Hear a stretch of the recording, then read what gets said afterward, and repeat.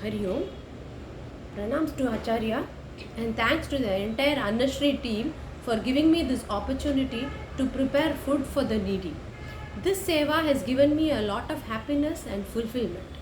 Our scriptures also recommend that Annadan is the highest dan, as we need not even check if the receiver is qualified to receive it or not.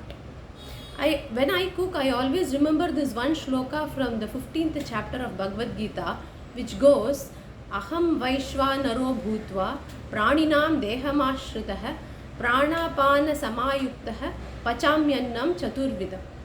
Bhagavan says in this shloka that he is the digestive fire in all the living beings, and it is he who digests the food and assimilates it and supplies it to all the parts of the body.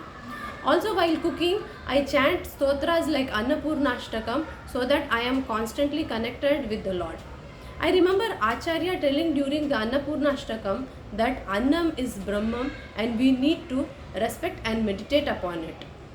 Also, we know that it is the duty of Grihasthas to take care and serve food, feed all those living beings around us, whether it is plants or animals. So I thank Annashri Seva for helping me do my duty as a Grihastha. Thank you. Hari Om.